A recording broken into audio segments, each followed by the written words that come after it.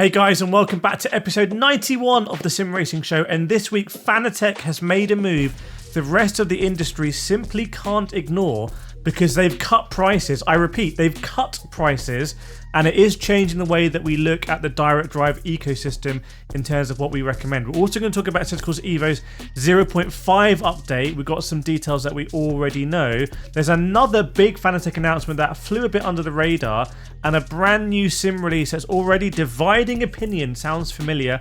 Plus updates from Wreckfest 2, some truck sims, and a few quieter changes that could matter more than they sound. So let's get into it. Okay, Fanatec have just done something that you rarely see in sim racing hardware. They've actually cut prices properly across the lineup, and it isn't a sort of $20 off for the weekend type of thing.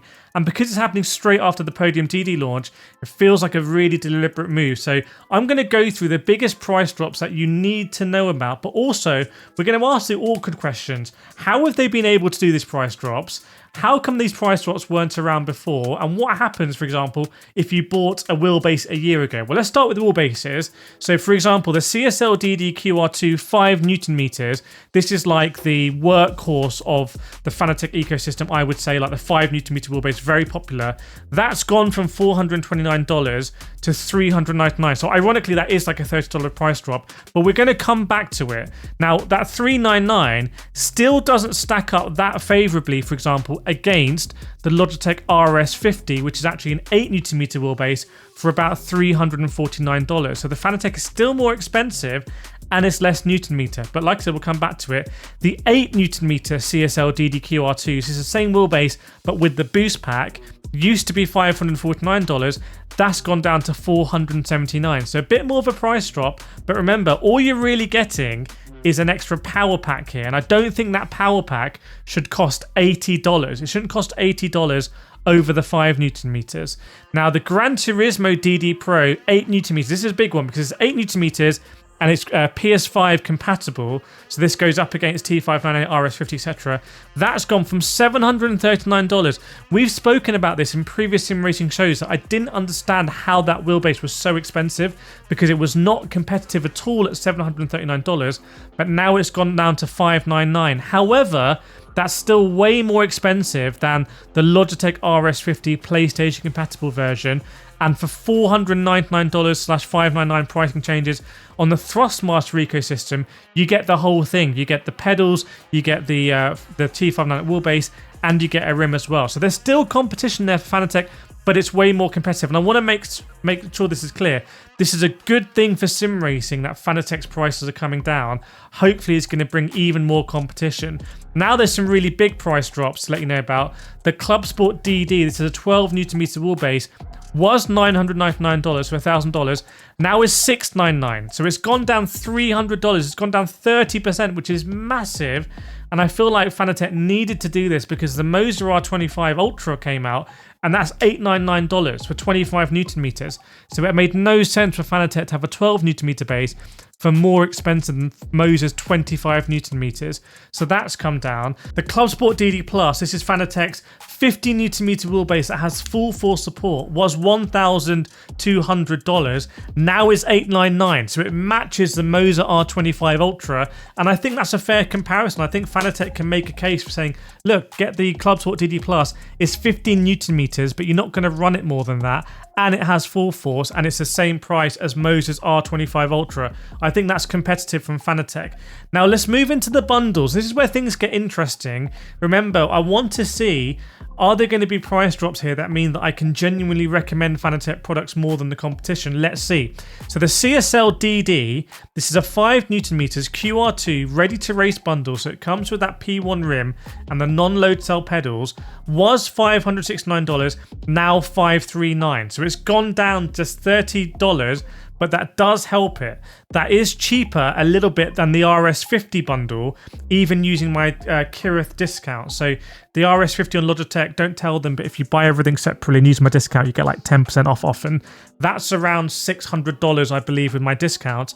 Albeit you are getting load cell pedals and you are getting 8 Newton meters in the wheelbase, but the Fanatec is cheaper. So this is a legitimate option and you're in that Fanatec rim ecosystem. The 8 Newton meter variant was $689. It's gone down to $659. Again, to me, that is absolutely insane. That pricing makes no sense. I don't understand how the 8Nm bundle can be $120 more than the 5Nm bundles when it's just a boost pack. If Fanatec can sort that out, things are going to become crazy competitive. Now the GT DD Pro, this is a big one. This is the PlayStation version, so this is the one for Gran Turismo. It's the Vision GT bundle, so it comes with the Porsche VGT rim. This was $1,139. It's now $999. I still struggle with this because that's still way more expensive than the PlayStation RS50 bundle, and the Porsche Vision GT rim is going to be a bit controversial. So I would love to see more discounting from Fanatec on the GT DD Pro, bundled with the P1 rim, bundled with, for example, the McLaren, not the McLaren now, the whatever it is, a CSL GT3 rim. Now, speaking of that GT3 rim, a CSL DD 5Nm ready to race with the GT3 rim was $629, now $599. That's not enough of a discount for me. And this is one of the most interesting ones. The CSL DD QR2 ready to race F1 Esports premium bundles, that's 8Nm, and I believe it comes with a load cell as well, was $899, is now $869. That's one that can go toe-to-toe with Logitech RS50, but the RS50 is just more competitive. So I think the price, this is a great step from Fanatec. Some of these price drops are massive. $300, 30% is massive, and just seeing price drops across the board is great. Now, most YouTubers are going to cover this with a post with exclamation marks saying, buy Fanatec products now using my affiliate link, and that's as far as they're going to go. But on the Sim Racing Show, we do things differently, we do things properly. So we're going to answer the difficult questions here. First one is, how come they've been able to discount these products by so much? Is it the case that Fanatec was taking a lot of profit before, in which case we were paying too much for these products? Or is it the case that Corsair have come in and made such significant cost savings that the prices can now be lowered, in which case Fanatec was really not doing a good job before of keeping costs low? Is it one of those ones? Also, is it really pressure from the likes of MOZA, maybe from Conspit, from Logitech, from THRUSTMASTER, that Fanatec is having to be so aggressive? And could it be the case that Corsair is actually loss leading on some of these products if they just want to see how strong the Fanatec brand is at these price points? I did an interview with the ASETEK CEO in Las Vegas recently. He said brands out there are selling at a loss. He didn't name names, but he said brands out there are selling at a loss. Could it be the case that some of these that have dropped in price massively are now loss leaders because Corsair want to say, hang on, what have we bought here in Fanatec? Are these products even going to sell at a loss? So it could be any of those things there. Is it also the case that just like the likes of MOZA have come in and have absolutely decimated like pricing, and this is great news for consumers because it means profit margins are kind of going down, it's more competitive, and we get our products cheaper? So lots of interesting questions there. Also, obviously, what happens if you bought a wheelbase on Sunday and on Monday it's gone down by $300? Hopefully Fanatec are going to do the right thing and going to refund those customers the difference. That seems fair to me. But this is a good thing for sim racing. It's a good thing to see from Fanatec. Remember, they also last year increased their warranty on new products to 3 years. They did the refurb program with a warranty of 2 years, all of which we covered on the Sim Racing Show, and they're good signs from Corsair and Fanatec. We want to see more of this, and we want to see more price drops across the sim racing industry. Now, Assetto Corsa EVO 0.5 is shaping up because Kunos have teased more of what's coming in this update, and we're getting the new BMW M2 road car plus the Toyota AE86 I've already confirmed to you in the Sim Racing Show. And the other big one, Watkins Glen, is also coming. It showed up in a teaser image, and if that track lands soon, that's a proper W because Evo needs more of these strong circuits, in my opinions, and Watkins is one of these always fun tracks. It's a fun track with all the camber and the undulation. So let me know in the comments, what are you more excited for? The new BMW M2, the AE86, or Watkins Glen, or do you want to see something else in Evo 0.5? Now next we're going to get some more Fanatec news, some new sims released last week, and some more news as well. Before that, I want to say a big thanks to sponsor this video, which is GT Omega. And by the way, GT Omega have some crazy sales on products that you can now view using my sim racing tracking site called simrigger.com. So if you go to simrigger.com and you filter by GT Mega, you'll see chairs that are 60% off that GT Mega just kind of want to clear out. But you can actually identify them. That might be a great accessory just to your work desk, or if you're using a wheel stand.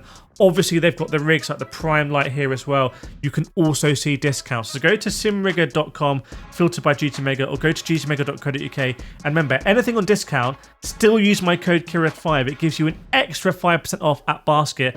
Big thanks GT Mega for sponsoring this video. Right now we're going to get to Underground Garage, which is a street racing game featuring elements of the Car Mechanic Simulator series, allowing players to get behind the wheel of vehicles that they tune, repair and paint. So this went through a period of early access on Steam, and the game's full release has just launched, costing £20.99p. However, the reception of the game has been rough. Reviews are sitting in that mixed to mostly negative zone on Steam, which isn't what you want when you finally go 1.0. So if you're expecting a really slick Need for Speed style street racer, maybe keep your wallet closed until this one proves itself. But it is also a bit unusual, so go check out the store page and let me know in the comments if you've actually tried Underground Garage. Do you think it's worth the money?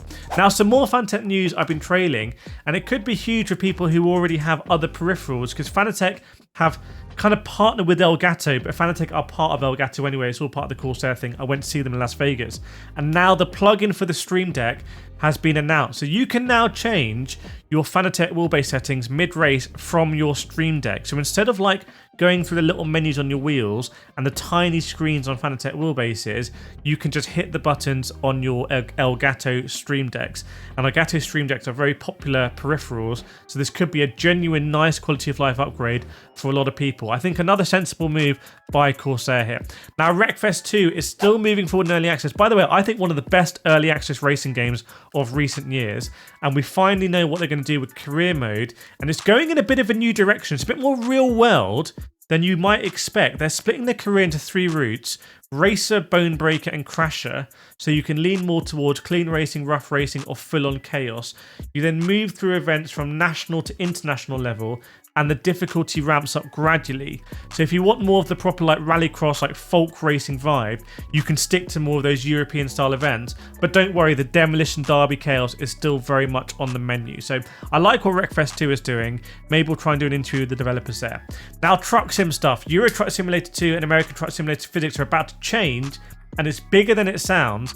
They're both getting chunky physics updates in version 1.58, and it's not just nerdy patch note stuff. They're preparing the physics for shorter wheelbase vehicles, which matters because ATS is building towards those road trip DLC packs, and apparently Euro Truck Simulator 2 is working on a whole new coaches mode. So remember, cars are coming to these games. It's very interesting. There's also going to be more content and technical updates in 1.58 with open beta builds available to try right now. The Czech studio is apparently revamping how throttle models work, with revs and torque building more gradually than before, and there's going to be a double trailer module. So there's going to be map updates as well. ATS getting big upgrades to parts of Route 66, so if you enjoy cruising in those areas, that's going to be great. But for me, it's interesting that these truck simulator games want a bit more of the car simulator market, and they're having to change the physics to do so. So a really interesting week this week. Make sure to keep sharing the Sim Racing Show. Subscribe to the newsletter for free in the description if you haven't done already, and I will see you in the next one.